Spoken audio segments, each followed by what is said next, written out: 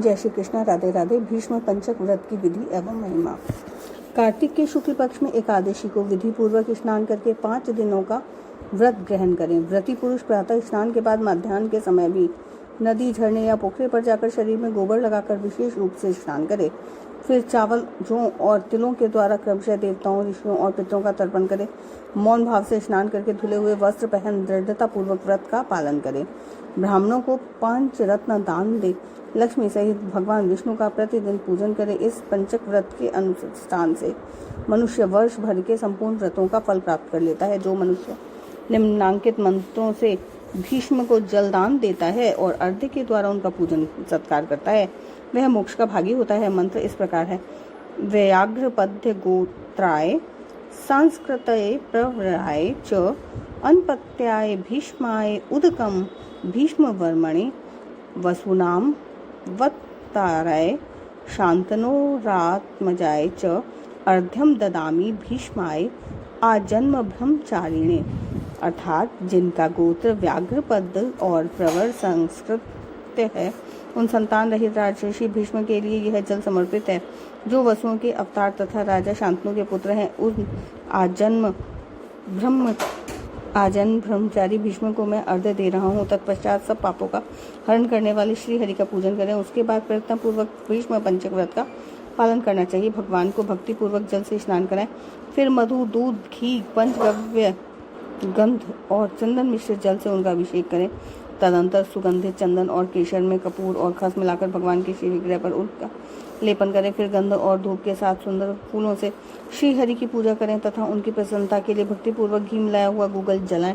लगातार 5 दिनों तक भगवान के समीप दिन रात दीपक जलाए रखें। देवाधिदेव श्री विष्णु को नैवेद्य के रूप में उत्तम अन्न निवेदन करें। इस प्रकार भगवत का स्मरण और उन्हें प्रणाम करके उनकी अर्चना करें। फिर ओम नमो वासुदेवाय इस मंत्र का 108 बार जप करें तथा उस षडाक्षर मंत्र के अंत में स्वाहा पद जोड़कर उनके उच्चारण पूर्वक घृत मिश्रित तिल, चावल और जौ आदि से अग्नि में हवन करें।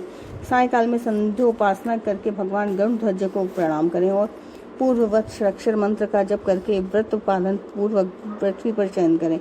इन सब विधियों का 5 दिनों तक पालन करते रहना चाहिए। एकादशी को सनातन भगवान ऋषिकेश का पूजन करके थोड़ा सा गोबर खाकर उपवास करें। फिर द्वादशी को व्रती पुरुष भूमि पर बैठकर मंत्रोच्चारण के साथ गोमूत्र पान करें। त्रयोदशी को दूध पीकर रहे। चतुर्दशी को दही भोजन करें। इस प्रकार शरीर की शुद्धि के लिए 4 दिनों का उल्लंघन करके 5वें दिन स्नान के पश्चात विधि पूर्वक भगवान केशव की पूजा करें और भक्ति के साथ ब्राह्मणों को भोजन कराकर उन्हें दक्षिणा दे। पाप बुद्धि का परित्याग करके बुद्धिमान पुरुष ब्रह्मचर्य का पालन करे। शाकाहार से अथवा मुनियों के अन्न, तिन्नी के चावल से इस प्रकार निर्वाह करते हुए मनुष्य श्री कृष्ण के पूजन में संलग्न रहे। उसके बाद रात्रि में पहले पंचगव्य पान करके फिर अन्न भोजन करे। इस प्रकार भली भांति व्रत की पूर्ति करने से मनुष्य शास्त्रोक्त फल का भागी होता है। इस भीष्म व्रत का अनुष्ठान करने से मनुष्य परम पद को प्राप्त करता है। स्त्रियों को भी अपने स्वामी की आज्ञा लेकर इस धर्मवर्धक व्रत का अनुष्ठान करना चाहिए। विधवाएं भी मोक्ष, सुख की वृद्धि, संपूर्ण कामनाओं की पूर्ति तथा पुण्य की प्राप्ति के लिए इस व्रत का पालन करें। भगवान विष्णु के चिंतन में लगे रहकर प्रतिदिन बलि वैश्वदेव भी करना चाहिए। वह आरोग्य और पुत्र प्रदान करने वाला है तथा महापातकों का नाश करने वाला है। एकादशी से लेकर पूर्णिमा तक का जो व्रत है वह इस पृथ्वी पर भीष्म पंचक नाम से विख्यात है। भोजन पारायण पुरुष के लिए इस व्रत का निषेध है। इस व्रत का पालन करने पर भगवान विष्णु शुभ फल प्रदान करते हैं।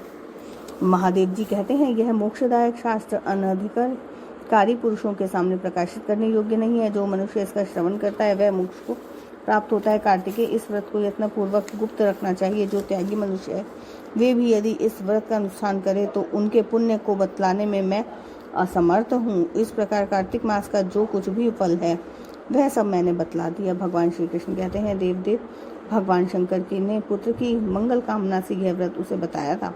पिता के वचन सुनकर कार्तिकेय आनंद मग्न हो गए। जो मनुष्य भक्ति पूर्वक इस कार्तिक महात्म्य का पाठ करता है और सुनता है और सुनकर हृदय में धारण करता है, वह सब पापों से मुक्त हो भगवान विष्णु के लोक में जाता है।